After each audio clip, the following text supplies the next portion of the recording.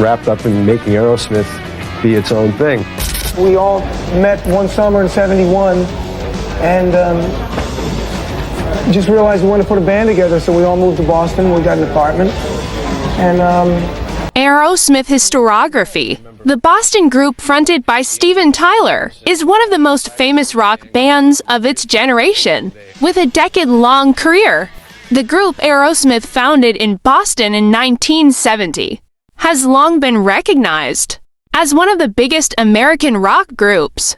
By the mid-1980s, their albums had spent more than 400 weeks on the Billboard charts, with their most successful Rocksmaking it No. 3 in 1976 singles like Dream On, Sweet Emotion, and Walk This Way were, and still are, staples of American FM radio stations, which believed that when it was time for rock, it was time for Aerosmith. 1987's Permanent Vacation became the band's best-selling album of the decade, helped in no small part by the single Angel, which peaked at number 3 on the Hot 100 in early 1988. Dude Looks Like a Lady and Rag Doll, both taken from the album, also entered the Billboard Top 20. The turning point for Aerosmith was the album Permanent Vacation, which sold 5 million copies in America. It was the first time they hired outside songwriters, which combined with their MTV-friendly videos, took them to another level in the UK. Dude Looks Like a Lady became their first entry to reach the singles chart, helping Permanent Vacation enter the top 40. 2 years later, Pump achieved even more success, peaking at number 5 in America, staying in the charts for over 2 years, and number 3 in the UK. Europe's love affair with Aerosmith continued, as Get a Grip reached No. 2 in the UK and reached the top 5 across Europe. From this era, Love is an Elevator, Janie's Got a Gun, Crying, and Crazy just put Aerosmith on more rock radio playlists and helped ensure they are considered one of the greatest rock bands in American history. Aerosmith were one of the most popular hard rock bands of the 70s, setting the style and sound of hard rock and heavy metal for the next 2 decades.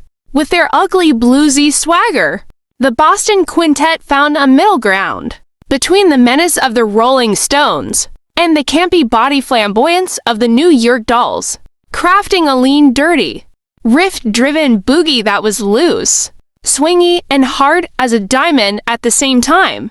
They developed a prototype of the power ballad, with Dream on a Piano, ballad that was arranged with strings and guitars, with a distortion, and Aerosmith's ability to create both ballads and rock and roll made them extremely popular in the mid-70s, when they had a string of gold and platinum albums.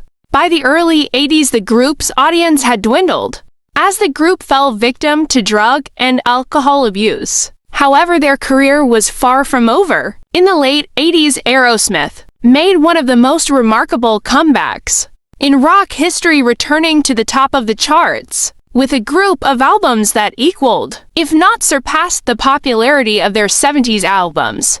1970 saw the first incarnation of Aerosmith, when lead singer Steven Tyler met guitarist Joe Perry while working at an ice cream parlor in Sonopy, New Hampshire. Tyler, who was originally the drummer, and Perry decided to form a power trio with bassist Tom Hamilton. The group soon expanded to a quartet, adding second guitarist Ray Tabon.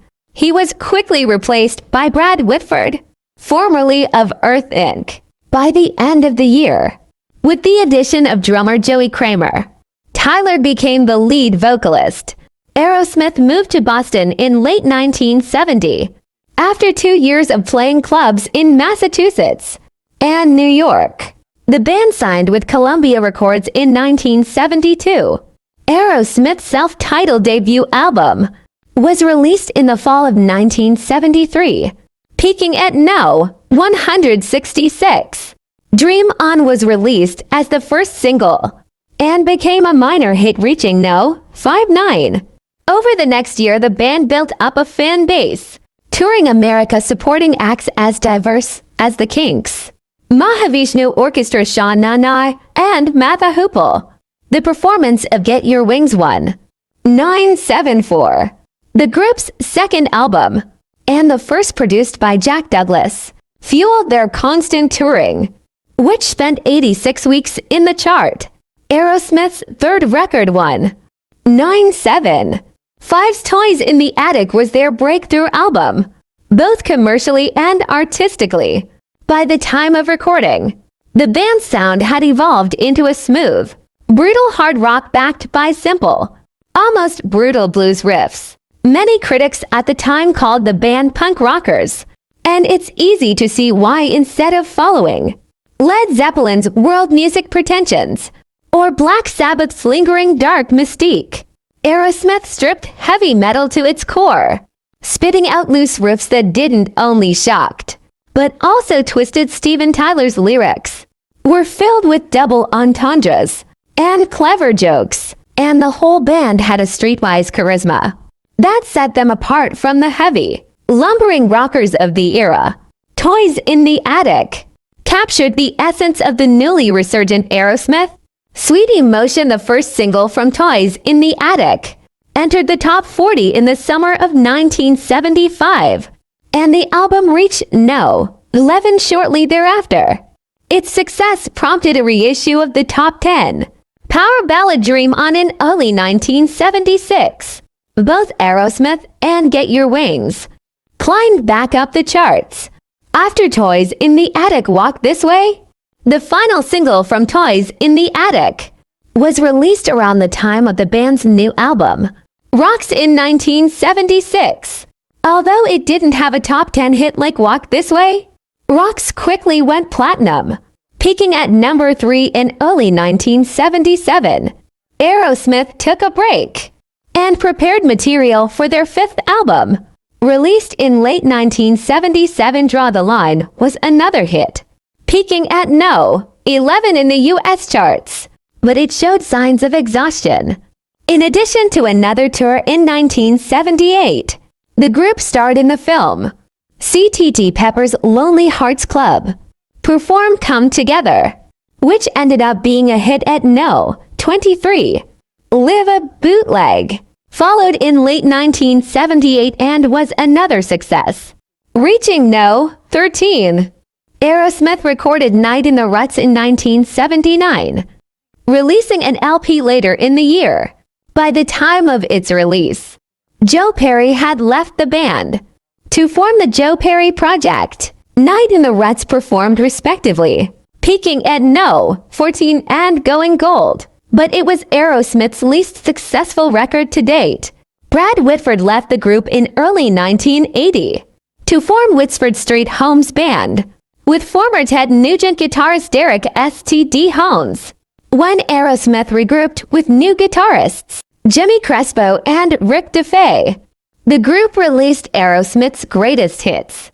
In late 1980, the record would eventually sell over 6 million copies. A new lineup of Aerosmith released Rock in a Hard Place in 1982. It couldn't match Night in the Ruts. Perry and Whitford rejoined the group in 1984, and the group embarked on a reunion tour called Back in the Saddle. At the start of the tour, Tyler collapsed on stage, offering proof that the band members had not overcome their notorious drug and alcohol addictions. The following year, Aerosmith released Done with Mirrors, the first recording by the original lineup since 1979, and the first for Geffen Records. Although it didn't perform as well as Rock in a Hard Place. Filth doesn't bother me at all. No, that's true. Maybe because when you make a record or you come up with something new or you're, out there doing this in front of a bunch of people, you have to reach down and, maybe there's some dark parts of our personalities that give us the compulsion to do this. So there's the filth, He was perfect. Well, Richard was definitely full of filth and full of soul. You could have a room full of That's great. 5-year-old kindergarten kids, and you can put music on, and kids will dance around to the fast stuff, and they'll move slow. The album showed that the band had come alive. Following the release of Mirrors Over, Tyler and Perry completed rehab programs.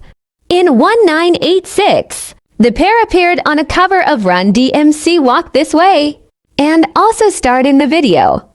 Walk This Way became a hit, peaking at No. 4 and receiving heavy airplay on MTV. Walk This Way set the stage for the band's full-scale comeback. The Bruce Fairbairn-produced Permanent Vacation 1987, Tyler and Perry collaborated with professional hard rock writers such as Holly Knight and Desmond Child, resulting in the hits Dude Looks Like a Lady, Ragdoll, and Angel. Permanent Vacation peaked at No. 11 and sold over 3 million copies. Released in 1989, Pump continued the band's winning streak, peaking at No. 5, selling more than 4 million copies, and spawning the top 10 singles, Love in an Elevator, Janie's Got a Gun, and What It Takes. Aerosmith released Get a Grip in 1993. Like Permanent Vacation in Pump, Get a Grip was produced by Bruce Fairbairn and featured significant input from professional songwriters. The album was as successful as the band's 2 previous records, including the hit singles Livin' on the Edge, Cryin' and Amazing. In 1994, Aerosmith released Big Ones, a compilation of hits from their Geffen years, fulfilling their contract with the label. It went double platinum shortly after its release.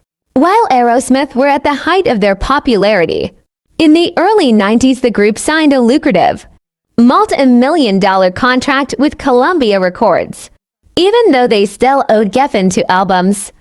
It wasn't until 1995 that the band was able to begin work on their first record under a new contract, almost 5 years after signing the contract. Making Aerosmith albums was usually a difficult business, but recording 9 lives was a setback.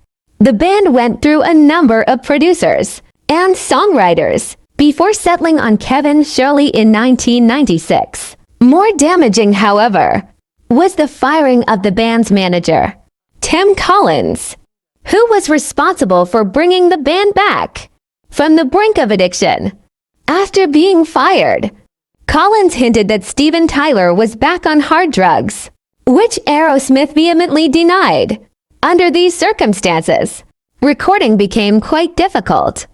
And when 9 Lives finally appeared in the spring of 1997, it was met with great anticipation, but initial reviews were mixed.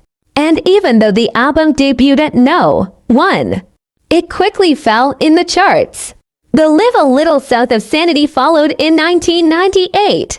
The band's next blues album, Hunkin' on Bobo, was released in 2004, along with 2 live albums or DVDs, You Gotta Move and Rockin' the Joint. Another greatest hits compilation, Devil's Got a New Disguise. The very best of Aerosmith was released in 2006.